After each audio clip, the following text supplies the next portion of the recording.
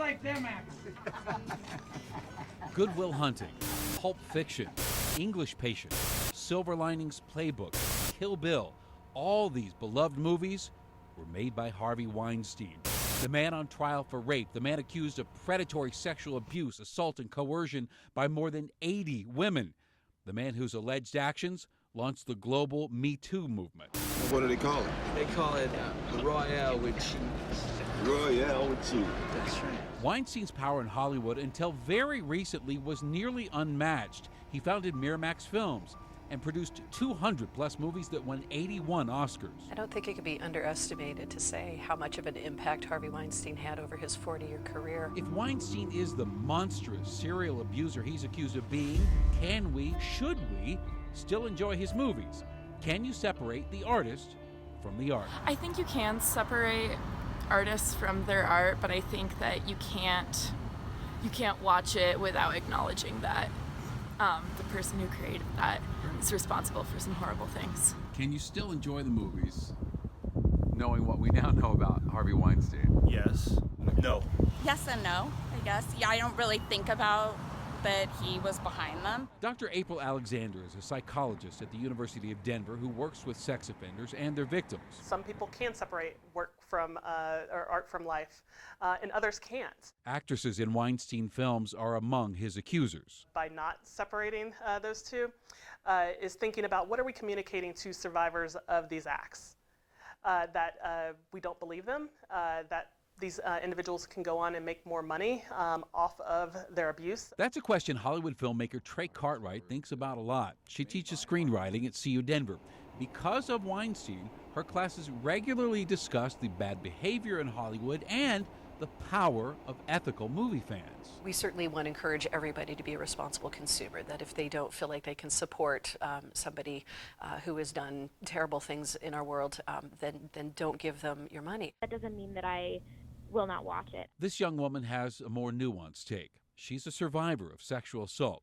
She asks us to conceal her identity. I think that trying to separate the art from the artist is the wrong goal to have, but that doesn't mean that the art can no longer be seen or no longer enjoyed. She believes we should instead be working toward a world where our entertainment's not made by terrible people. I think that the goal should be a future where those people aren't allowed to be in those positions of power and be respected when they're committing those things, and I think we are moving towards that future. But she says she also understands this is the art we have now, so be considerate when enjoying it. The survivors of these people may experience trauma every single time they experience the art of this person. I think that doesn't mean you can't watch that movie or you can't love Michael Jackson's music, but it's wrong to just ignore that that's also there.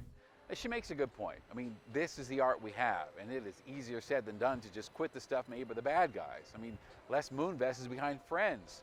Of course, Michael Jackson's music is still everywhere. Norman Mailer wrote 11 bestsellers. He tried to kill his wife. And you go back further, Gauguin was a pedophile, Degas an anti-Semite, Caravaggio killed a man, and on and on. So where do you draw the line? Wendy Curtis owns Denver's Comedy Works comedy clubs. In November 2018, representatives for comedian Louis C.K., who a year before admitted to sexual misconduct, asked if Louis could perform at her club during his comeback tour. I had to think long and hard about it. Before she made the decision, she reached out to one of Louis' victims. And I said, how would this make you feel if you saw him at my club? After what she heard, she told Louis no. Other clubs around the country did book him. I couldn't look myself in the mirror and do that. I'm sure I could do it and make a lot of money and be sold out in about 30 minutes. It just wasn't something that I felt like I could do. So are these artists dead to us forever? Dr. Alexander believes that should be decided by whether there was justice for the victims. Those who have served their sentences, have made amends, can we accept them back into our culture and society? Well, if we're going for restorative justice, which is having a person accept accountability for their actions, then yes, if that person did make amends, let's bring them back into our popular culture. Curtis has similar feelings about Louis C.K., whom she considers a friend. With enough time and the right apology, she says he should be let back in. I think that he needs to fess up, and he needs to say, I'm sorry. And he needs to be part of the change. And he could very easily be part of the change. Maybe to you, the art is its own thing, independent of the artist. Or maybe art and artist are inseparable. Or maybe, try as we may, art makes hypocrites of us all.